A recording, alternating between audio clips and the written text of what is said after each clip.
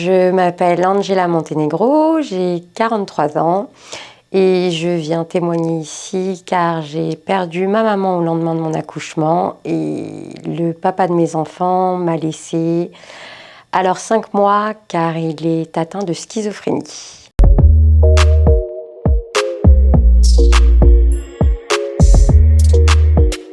Je suis tombée enceinte le 14 février 2010 et au mois d'avril, lors de la première échographie de mes enfants, ma maman avait rendez-vous avec son chirurgien puisqu'on lui avait détecté une tumeur au cerveau qui était en phase de récidive normalement. Et ce même jour, on a appris que la tumeur était revenue. Donc elle avait récidivé et elle avait une espérance de vie de 1 an à partir de la récidive. Et il y avait un espoir de guérison de 10%. Donc au mois de juin 2010, elle est rentrée à l'hôpital pour ne plus jamais en sortir.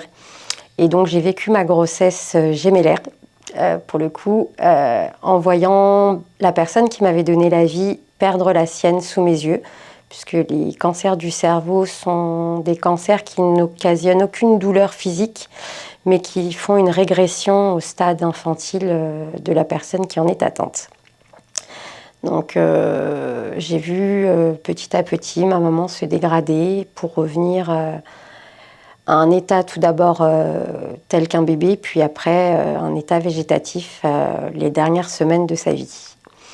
Donc j'ai accouché le 25 octobre 2010 et elle nous a quittés moins de 24 heures après, le 26 octobre à 9h10 du matin.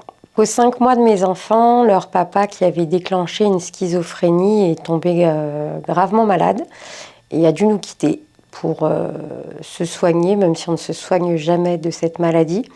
Et j'ai donc dû assumer seule mes 2 enfants qui avaient tout juste 5 mois. Donc les biberons, les couches, les bains, les maladies, voilà, tout ça, ça a été très très difficile.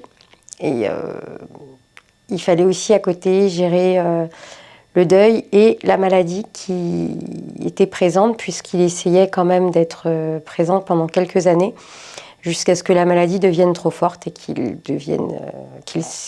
s'efface complètement de nos vies. Alors ce que je voudrais dire, c'est que oui, quand on entend ça, on se dit que c'est difficile, je ne vais pas dire que ça ne l'a pas été, mais on s'en sort toujours, quoi qu'il arrive.